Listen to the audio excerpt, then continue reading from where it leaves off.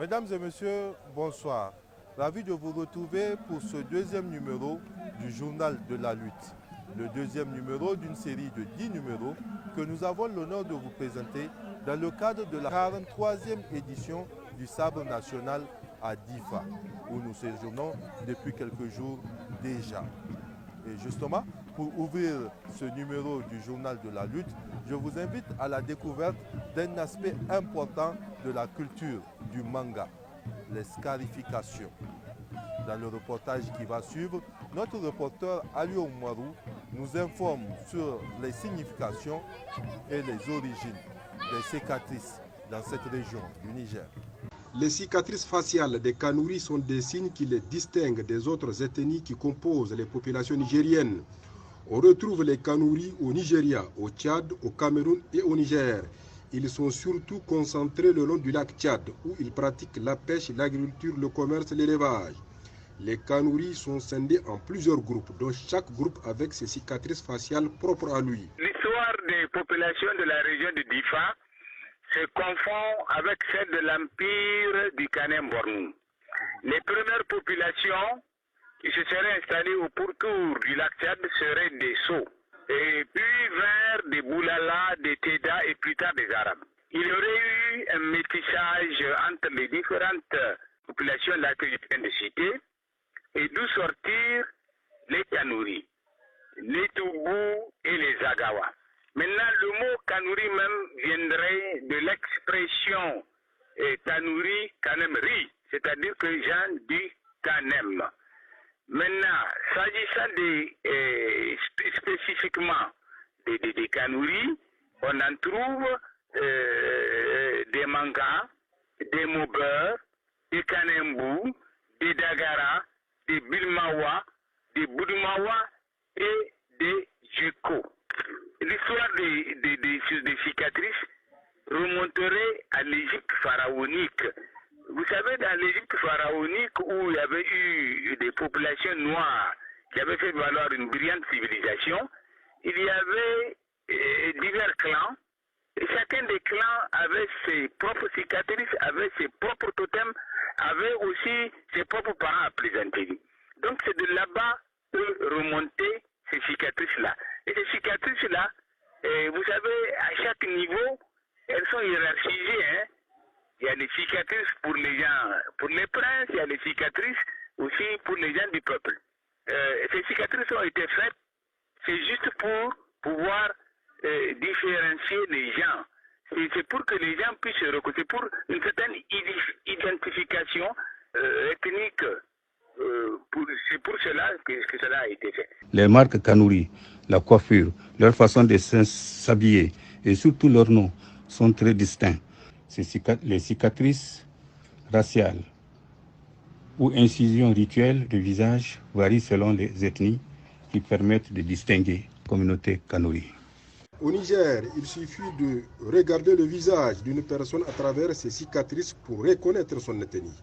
De Difa, Ali Oumarou pour la Voix du Sahel. Et voilà qui nous apprend mieux sur nos hôtes. À partir de ce soir et jusqu'à la fin de cette compétition, nous vous présenterons régulièrement à travers des reportages les différents aspects de la culture du manga. Une culture riche et variée qui concourt avec les autres richesses du Niger à faire de ce pays une terre de tourisme, un pays qu'il faut absolument visiter.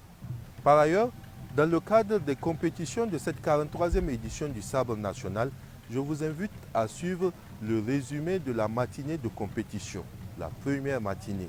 Elle a vu les oppositions Dosso-Agadez, puis Niamey-Tillabéri. Suivez plutôt. Dosso-Agadez, première confrontation de cette première journée de compétition de cette 43e édition du Sabre national, annonce bien les couleurs de cette édition. Elle présage des équipes compétitives, des lutteurs préparés et des combats alléchants.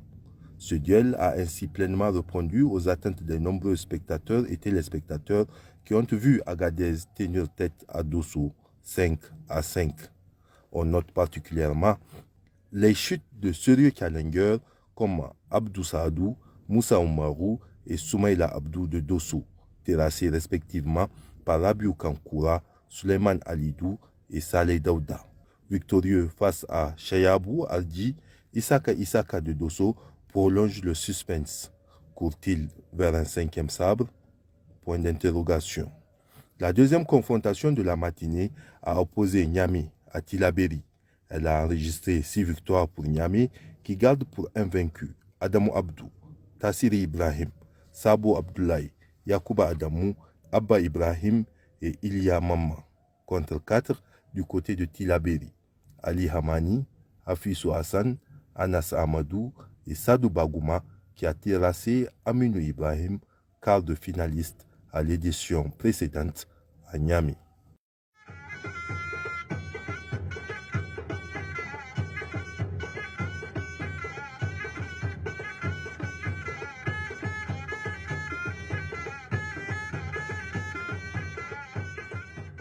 À 23 ans, Ayouba Hassan ambitionne de marcher sur les pas de son grand frère. Tenez-vous bien, il s'agit de Aibo Hassan de Maradi. Cette année, le jeune lutteur a gravi des échelons qui lui ont permis de s'assurer une place dans l'écurie de l'Aïr. Si son grand frère Aibo Hassan est devenu un ogre des arènes en si peu de temps, Ayouba Hassan, lui, veut faire son nid petit à petit. Et pour atteindre son objectif, le natif de Maïtourou, dans le département de Dakoro, a choisi la région d'Agadez pour continuer à grandir. Et comme son frère, sa morphologie imposante d'1,90 m pour 80 kg, combinée à une agilité olympienne, lui permet d'attaquer, de contre-attaquer ou d'éviter les traquenards adverses. Réserviste lors de l'édition précédente à Niamey, Ayouba Hassan, par sa bravoure et son courage, a gagné sa place de titulaire pour cette 43e édition. Mais il est tombé face à un poids lourd, en l'occurrence Ali Seyni de Dosso. Mais les défaites forgent les grandes victoires et à n'en point douter, Ayouba Hassan est sur le bon chemin, surtout qu'il est managé par un autre champion, à savoir Laminou Medaba, seul lutteur ayant remporté de manière consécutive 3 sabres nationaux.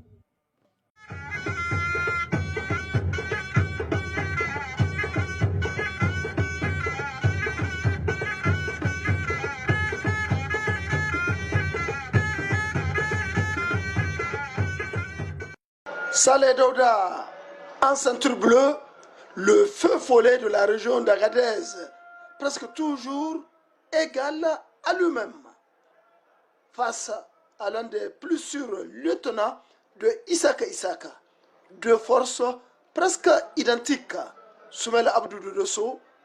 Leur technique de base quelque peu similaire, ils privilégient l'entrelacement avec les segments, c'est-à-dire les membres supérieurs avec un léger avantage côté Saleh Daouda, pour me répéter en bleu et d'Agadez.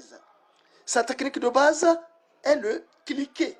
On appelle cela dans nos langues bankare ou méchoui, qui consiste à effectuer une double clé aisselle gauche et droite pour enchaîner avec une torsion dorsale. Saleh Daouda a réussi, mais Soumela Abdou réussit à s'en sortir de ce piège infernal avec une esquive, mais en faisant ce geste, il compromet encore sa posture, d'où cette saisie hanche arrière effectuée par Saleh, qui réussit non sans peine à le désarçonner. En remportant la 42e édition du sabre national à Niamey, Isaka s'est offert son 4e titre, égalisant ainsi le record de Yakuba Ango dit Kantou de Maradi.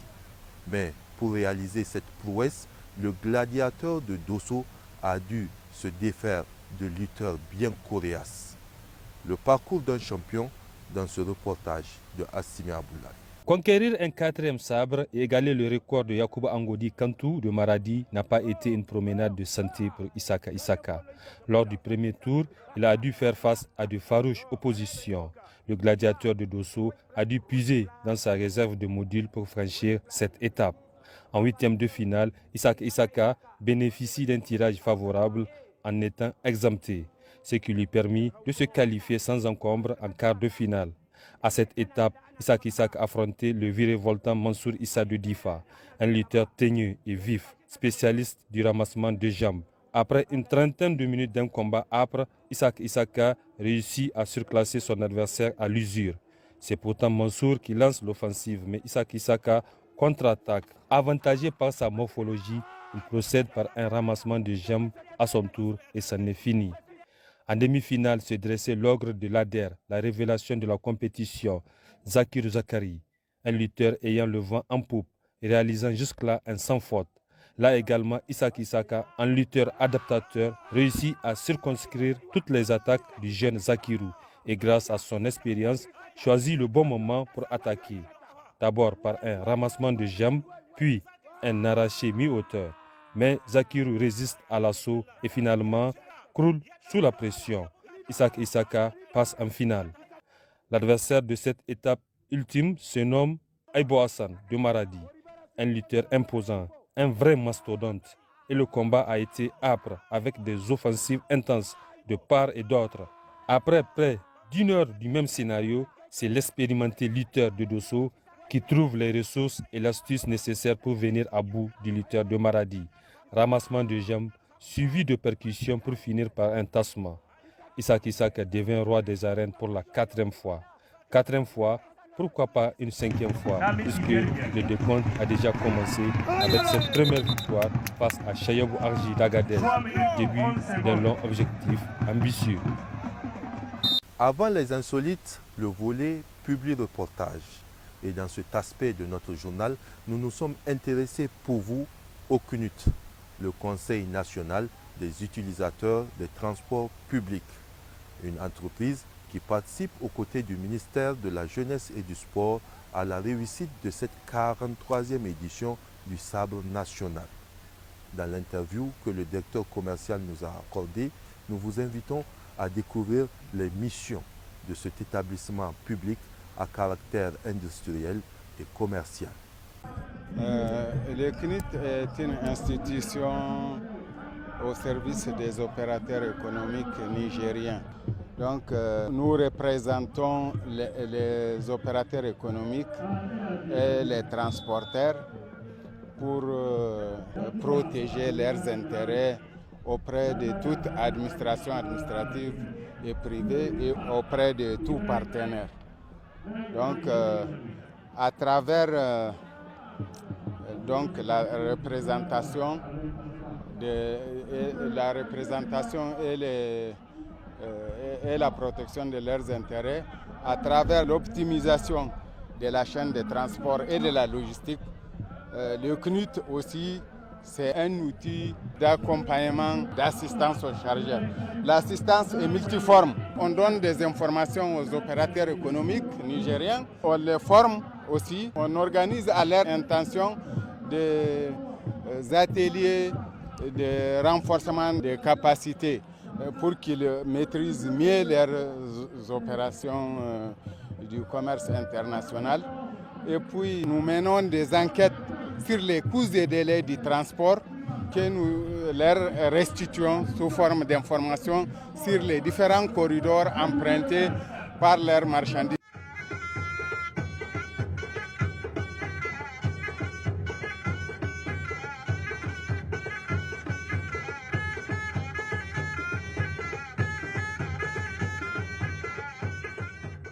Présent les insolites.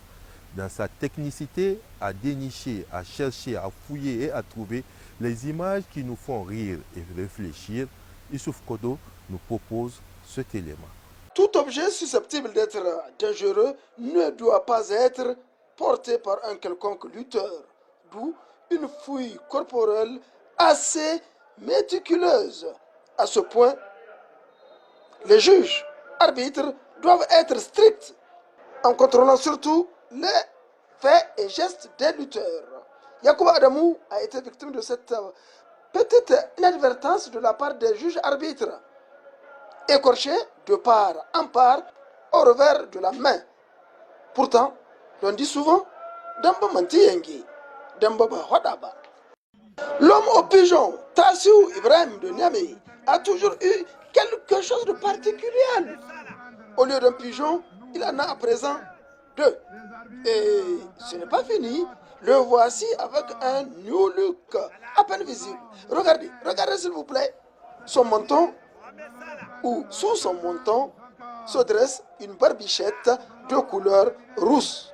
Il aura peut-être la sagesse d'être extrêmement prudent. L'imprudence étant son mignon péché. Et Ankali, Awarola Noa, comment a Dakata? Malgré le vacarme gravitant autour, vous pouvez entendre s'époumoner les anciens lutteurs devenus entraîneurs, donner des instructions à leurs poulains. Sauf que l'effet lutteur a plus d'ascendant que l'effet technique. Et subitement, ils enlèvent leur robe d'entraîneur et les voici sont hao fait kalou.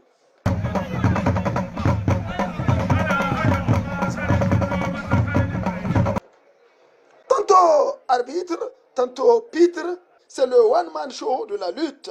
Et une question, qui n'a pas pouffé, ne serait-ce qu'une seule fois, face au simagré de Sani Meizamani?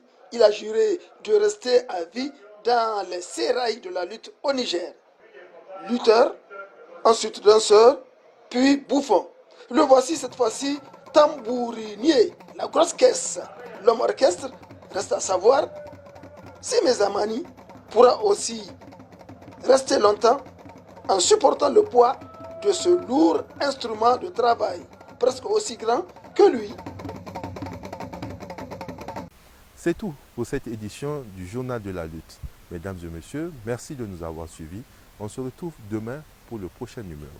Au revoir.